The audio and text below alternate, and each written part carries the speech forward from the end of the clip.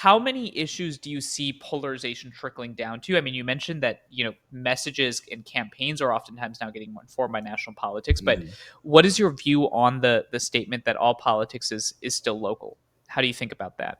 I would still concur with that. I think that the core of it is local, but the again, I keep going back to rhetoric. The rhetoric around it is really the main driver. Like for example, this trail, some would argue that there was a NIMBY component to it. Some would argue there's a public safety component to it. Like, do you police the trail? What about homeless people? That was brought up multiple times.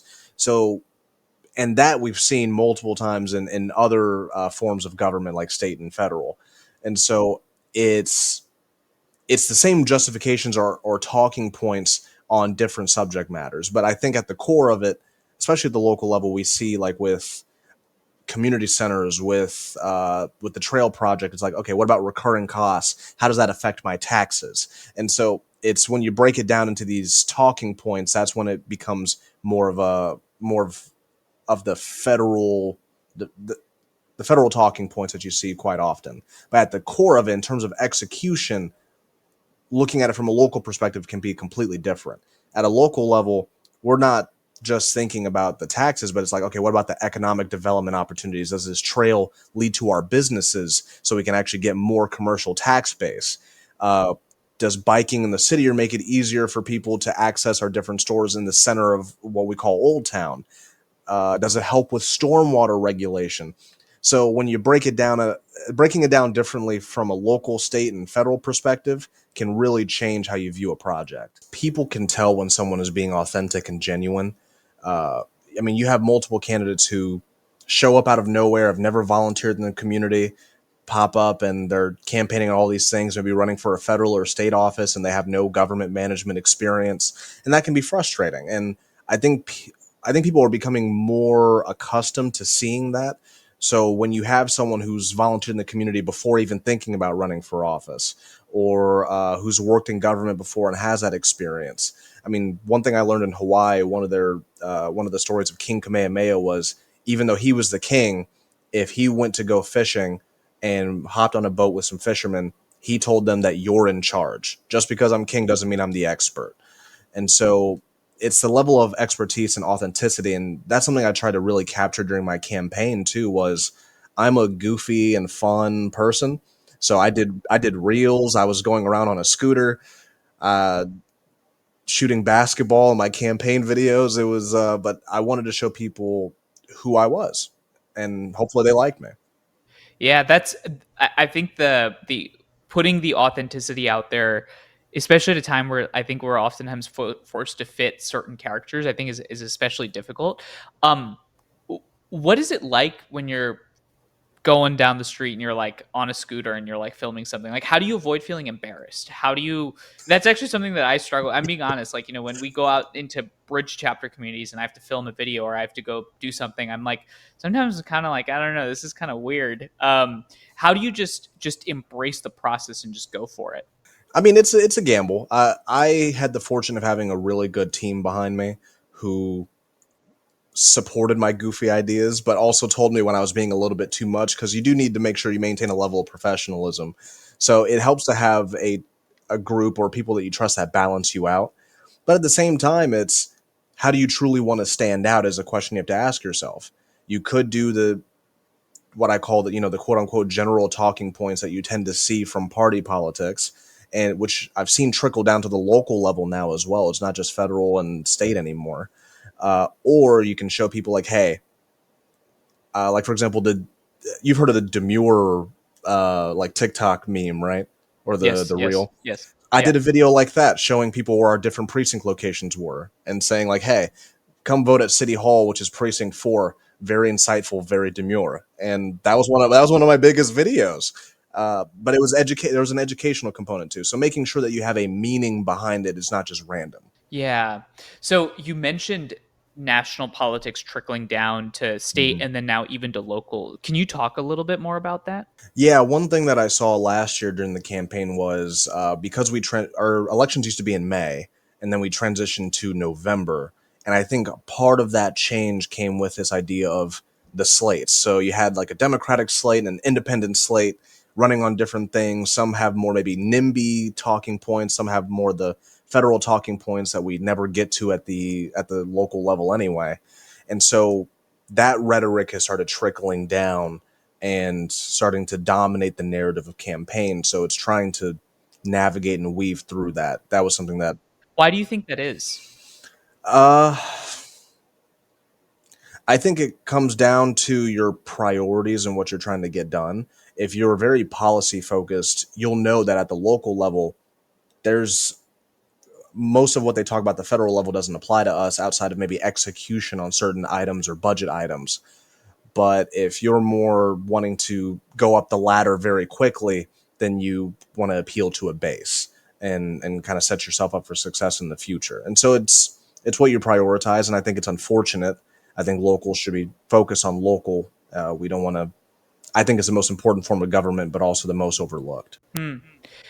You mentioned that there's this like urge or desire to rise up versus actually doing the job. How do you think about the critique that politics shouldn't be a career? Like how do you have you heard of that critique before, and how do you navigate and think through that? This idea that from the start you're in elected office all the way to the end. I mean, I think it's you earn it. And so I think you can make a career as a politician. I don't think that's the issue. I think it's when you bypass the process. I mean, for example, there's multiple people who won office 1 year and were already running for another office the very next year. And we've seen that happen with, for example, our last school board in Fairfax County. I mean, most of them were new, and then you already had multiple people who, instead of serving out their full year term and seeing if people like what they're doing, they're already seeking different office a year or two into their term. And so I think that's part of the issue is when you try to skip and bypass because you want to get to an elevated position rather than earning your way up and learning along the way. How do you respond to the critique of, and I'm asking you all these questions because I think we live in this time of skepticism Mhm. of institutions, and that's oftentimes something that I wrestle with personally. And so I'm curious how you think about the idea of earning your way up and the counter of that, which is that oftentimes people seem to get corrupted on the way up. Mhm. How do you reconcile those two dynamics? That is a big point, and there's a lot of that I tie back to campaign financing as well. I think that is a major a key factor in this when you have so much money in politics being pushed towards certain people, and even for me, if I also have to reconcile the fact that if I part of moving up would probably mean I have to choose a party at some point. I ran and won as an independent because I'm not quite sure where I fit into the grand scheme of things. And so that's a fair criticism, and it comes down to the individual. For me, I think morally, it makes more sense to build your way up, learn along the way, and prove to people that you can do the job fairly and responsibly and objectively instead of prioritizing what I would say politics over policy. But not everyone thinks that way, and I think that's why we see a lot of the rhetoric that we see at the federal level today. I think that's actually a really important point, which is this idea that you believe the idea deeply in your mind and in your heart about moving up and building credibility so Mhm. that you can earn it. And I think that speaks to like the authenticity element, which is I don't think there is a right path or a wrong path Mhm. in most career paths. I think it's about what speaks to you, and when you look yourself in the mirror at night, what I'm hearing from you, Anthony, is that like this is what makes sense to me, and I think like as long as you can stand on that record, that's awesome. Yeah. So I'm curious about the interjection of campaign finance into local politics because you mentioned the idea of running as an independent, which is a pretty big risk. Yeah. What was that like? Tell me about the decision to run as an independent. Obviously, as someone that was a part of a Bridge USA chapter, that makes a lot of sense and there's a lot of value in that. But why run as an independent as opposed to picking a party? So I've worked for both political parties. So when I was in Hawaii, I worked for the Democrats, and then when I moved here to Virginia, I worked for the Republicans because I wanted a balanced perspective. And what I realized is that there's a lot of overlapping issues that aren't quote unquote sexy topics, and they're not brought up as often, that Democrats and Republicans both agree on to some degree. They might differ in terms of process, but the end result, there's a lot of overlap. And so, having had that experience and then seeing how people treat each other, especially during campaign season, especially during last year's presidential race, I didn't want to contribute to the problem. And so I decided that I wanted to run as an independent because I consider myself an independent. I guess you could say like socially liberal, fiscally conservative. That's kind of like a common thing you hear a lot, but I just want people to be able to talk to each other. And one of the benefits that I saw of being an independent was, while fundraising can be more difficult, going and knocking on people's doors, they don't slam the door in your face, because you say you're a Democrat, Republicans will shut the door and vice versa. But when I said I was an independent, they want to ask you why. And then you got to have a full on conversation with that individual. And I think I earned a lot of votes that way. How common is it to run as an independent at the local level as opposed to running for a party? Is it more common than state or federal? So, more common, at least in this area, it is more common to do the independent route. However, because the election changed from May to November, we're seeing more people using party endorsements, which could be a good or bad thing. People disagree on it. For me, I just didn't want to do that, especially my first race. And I'm still, and to It's your what I said first earlier, race. yeah, Yeah. yeah, first race, and I wanted to see what I had in me. So yeah. I want to get more into the job because I think a lot of folks don't actually get the perspective of what it's like to be in local politics and Mhm. local office. So I have a lot of curiosity around that. But before we go there, I'm curious how you bring in the bridging element of this. Like, why did you join the Bridge USA chapter back in 2022? Of all the things that you could be doing at George Mason, there's a lot.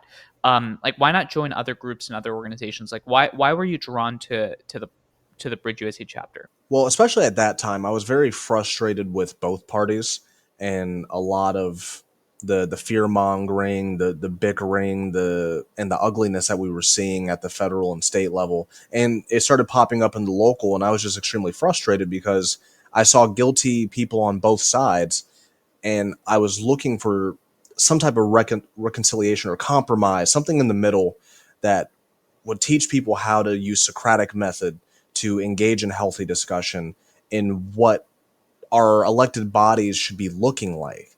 And so, when I was going to attend Mason, I knew that I wanted to find a political group that, or a political student group or something affiliated with politics that was available to discuss that. And when I read the description for Bridge, I got so excited. I was like, "Oh, this is right up my alley. Oh, this is perfect."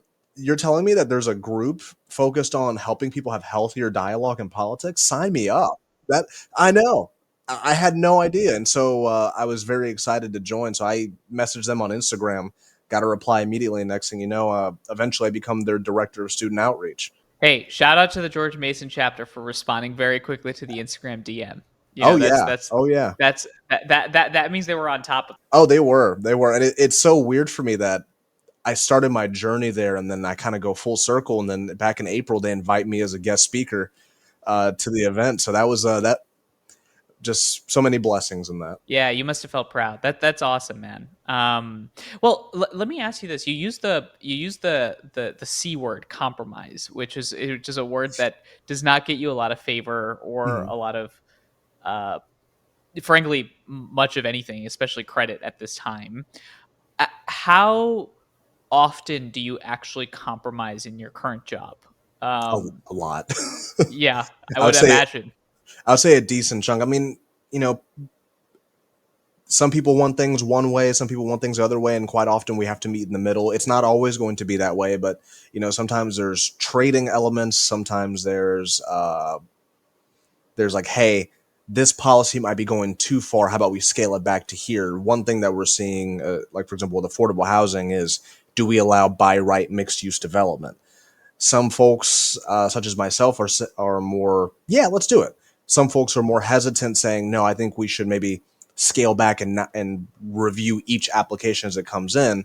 But now we're kind of reaching this middle point where it's okay. Instead of doing by right, we can make the permitting process easier, but not to the point where it's just being rubber stamped. And so having that kind of that dialogue can honestly sometimes lead to better results. So you said this earlier, and I'm thinking about this right now of what is it called? By right housing development? Is that Yeah, what you said? Okay. yeah. So again, this is just explaining like how much of an amateur I am. Is like I don't actually even know what half of that. I know what housing development means. I don't know what by right housing development means. Um, Tell us a little bit about that, and I want you to shed some light on this, which is you mentioned elected office touching so many issues. How do you develop the expertise and like a level of confidence on stuff so that you can actually feel like you are making the right decision or you're confident in it? So I'm a zoning and land use nerd. So that's kind of Okay, okay, that so was you're my just you're a real policy nerd. Okay. yeah. Yeah. So I mean, I used to work for Fairfax County before I got elected to city council. So I where I worked on zoning and land use cases and permitting. So by right refers to in a particular zoning district, be it residential or commercial or industrial, a particular use, say like a school or like an animal shelter or housing, depending on the density or how many units it has, can be allowed without having to come essentially before us or go through this prolonged review process. And so by right just makes development easier and faster. Fascinating. So how many issues and I can see in your story, like you mentioned, you want to earn the right to lead. So you Mhm. worked in the county, then you went into local office, and now you're actually experiencing a lot of these issues. But are there issues that come across your desk where you're like, I have to actually read up on it. I don't Oh yeah. know that stuff. So how do you navigate that? And what's an example of something? Yeah. Well, for example, what I was talking about last night with this trail, it came up during the campaign last year. So I was like, wow, a trail is a campaign issue. And like Are the you main, not the trail expert of all trails in Fairfax, yeah, Virginia? that was the one that I missed. Apparently, I didn't get the memo. But so there was this major trail issue, and part of the issue was it was a conflict of not trees versus cycling per se, but the width of a path, the height of it, all these different kind of metrics that people were assessing on, and it was a project that's been progressing for roughly 12 years. So it preceded my time in the city as well.